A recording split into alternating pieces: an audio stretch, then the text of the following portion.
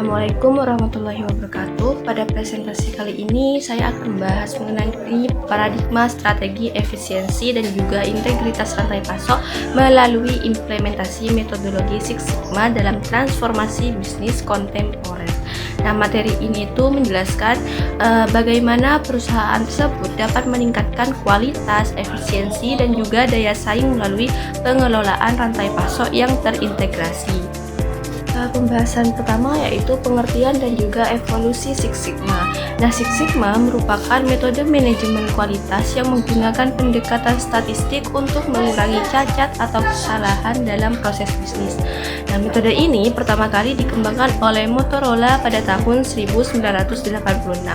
Nah, seiring perkembangan zaman, Six Sigma itu berkembang menjadi Lean Six Sigma yang menggabungkan pengurangan pemborosan dan juga peningkatan kualitas secara bersamaan. Yang kedua yaitu tingkat kapabilitas Six Sigma. Nah, tabel yang ada di PPT ini menunjukkan bahwa hubungan antara tingkat Sigma dan jumlah cacat yang terjadi. Nah, semakin tinggi level Sigma, maka semakin sedikit juga kemungkinan terjadinya cacat. Nah, pada level 6 Sigma hanya terdapat sekitar 3,4 cacat dalam 1 juta kesempatan, sehingga kualitas produknya itu menjadi sangat tinggi dan juga biaya akibat kesalahannya dapat diminimalkan. Selanjutnya yaitu konsep Lean Six Sigma. Nah, Lean itu berfokus pada penghilangan aktivitas yang tidak memberikan nilai tambah ataupun pemborosan. Nah, sedangkan Six Sigma-nya itu berfokus pada pengurangan variasi dan juga cacat proses.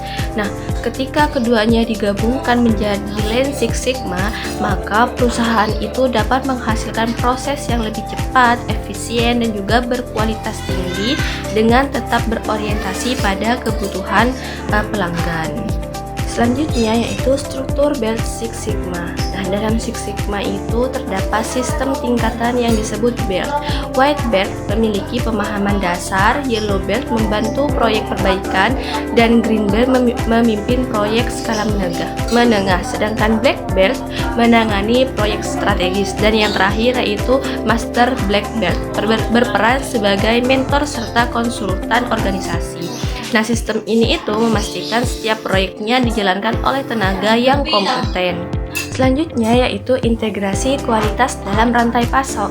Nah, kualitas produk itu tidak hanya ditentukan oleh proses produksinya, tetapi juga oleh seluruh rantai pasoknya.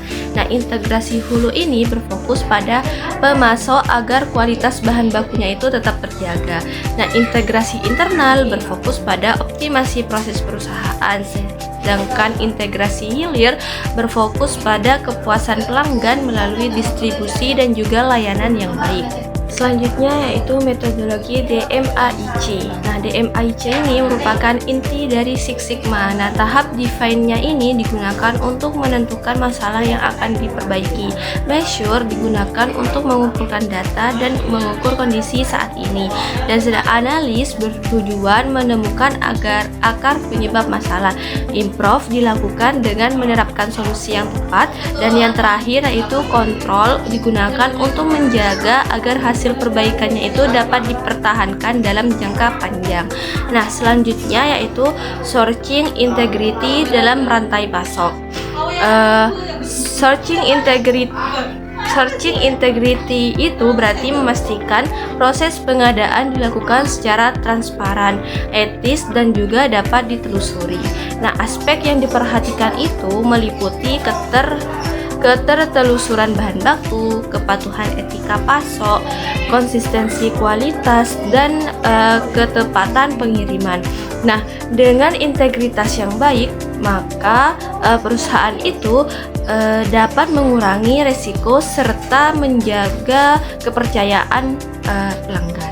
Selanjutnya yaitu alat pendukung Six Sigma. Nah, dalam implementasinya Six Sigma itu menggunakan beberapa alat bantu. Yang pertama yaitu FMEA digunakan untuk mengidentifikasi potensi kegagalan sebelum terjadi. Nah, selanjutnya control chart digunakan untuk memantau kestabilan proses. Value stream mapping membantu menemukan pemborosan dalam aliran proses, sedangkan Pokayoke digunakan untuk mencegah kesalahan agar tidak terjadi sejak awal.